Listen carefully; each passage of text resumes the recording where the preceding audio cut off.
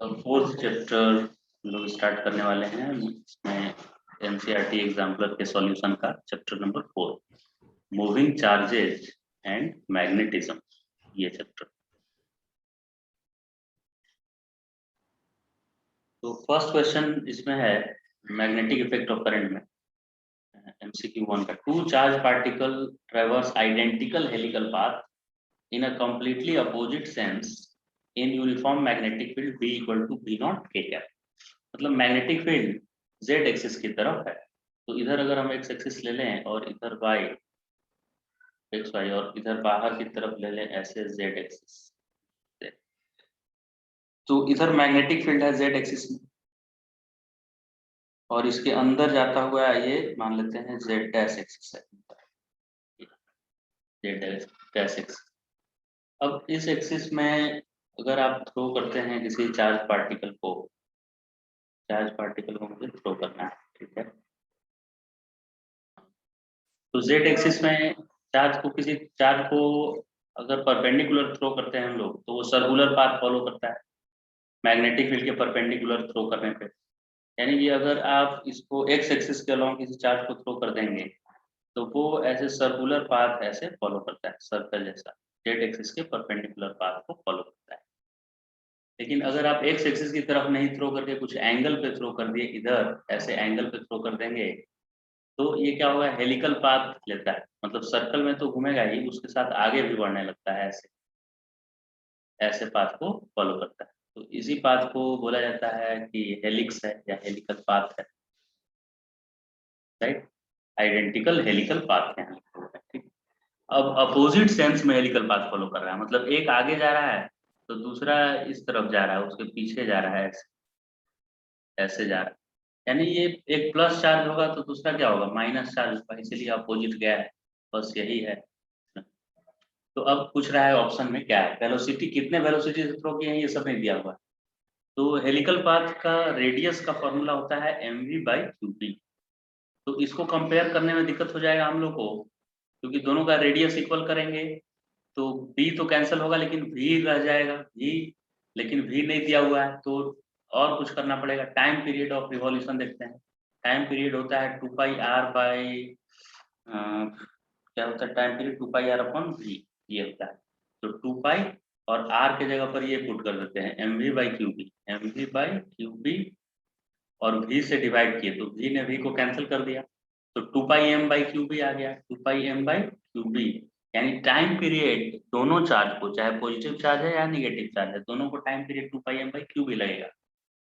तो दोनों को इक्वेट कर देंगे, 2πm/qb करेंगे तो दूसरे का भी, अच्छा ये m1 है, ये q1 है, और b तो दोनों के लिए इक्वल आएगा, ये m2 है और q2 है, और b तो b ने b को कैंसिल किया, 2π ने 2π को, तो m1/q1 इक्वल टू क्या आ गया, m2/q2 आया, ऐसा है। तो इसका रेसिप्रोकल भी करेंगे तो इक्वल होगा, यानी q1/m1 आ जाएगा q2/m2। अब इसमें q1 q2 में एक प्लस है एक माइनस है, तो यहाँ पे माइनस लगाएंगे, दोनों को इक्वेट करना है मुझे, तो दोनों में एक माइनस लगाएंगे, फिर ये इधर जब माइनस आएगा तो प्लस बनकर आएगा। यानी कि चार्ज बाई मास का रेशियो दोनों का सम करें तो 0 आएगा। तो देखिए यहाँ चार्ज बाई मास मतलब q/m1 का प्लस q/m2 का इक्वल टू 0 आएगा, क्योंकि एक निगेटिव है और एक पॉजिटिव है और दोनों में सेम चार्ज और मास का रेशियो होना चाहिए। इसलिए कौन सा ऑप्शन सही आ रहा है, डी ऑप्शन इसका करेक्ट आ जा रहा है, डी ऑप्शन।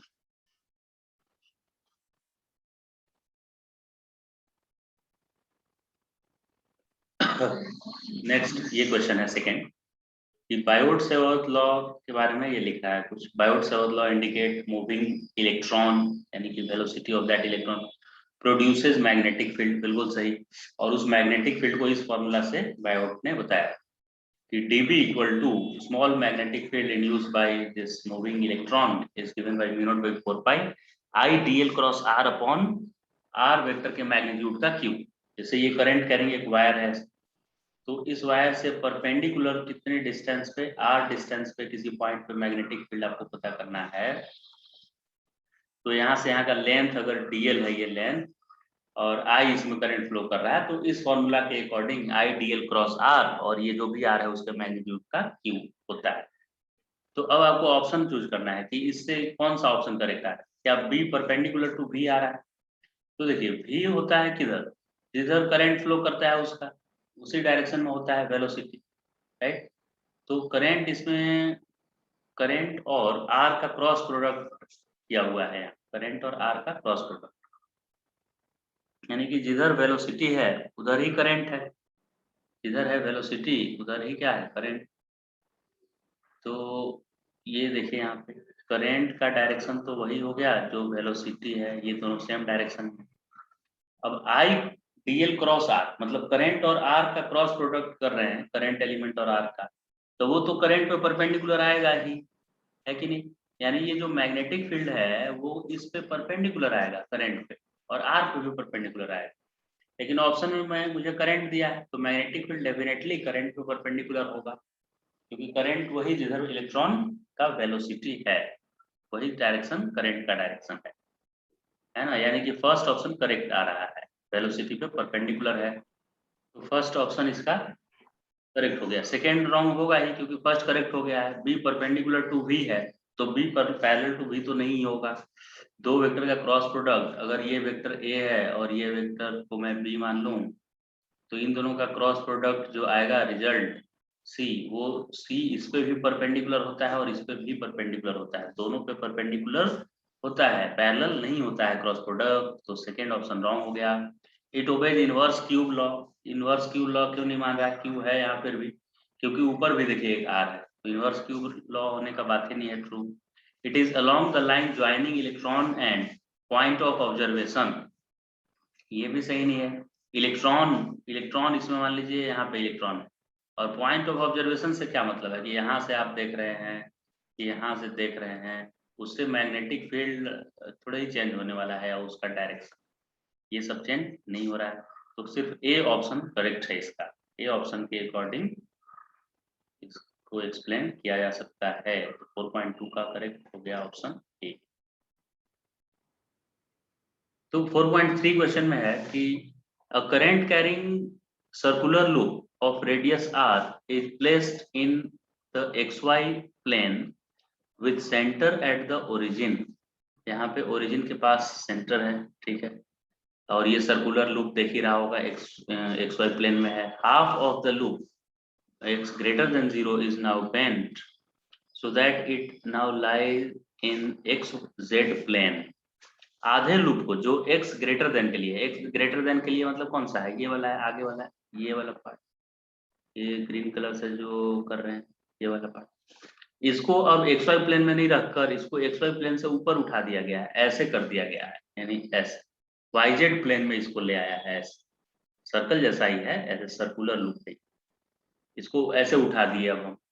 तो अब क्या होगा देखिए, करेंट जो पहले फ्लो कर रहा था इसमें ऐसे, वो करंट या ऐसे भी करंट अगर आप माने ऐसे फ्लो कर रहा था जो, वो इस लूप में ऐसे ऊपर की तरफ जा रहा है जेड वाई प्लेन में, तो इसका मैग्नेटिक फील्ड इधर हो जाएगा, और इसका मैग्नेटिक फील्ड प्लेन के बाहर था, जब पूरा सर्कल था ऐसे करंट फ्लो कर रहा था, तो magnetic field right hand thumb rule लगाने से कैसे मिलेगा, Fleming right hand thumb rule लगाने से बाहर की तरफ मिलेगा, ऊपर उठता हुआ मिलेगा ऐसे।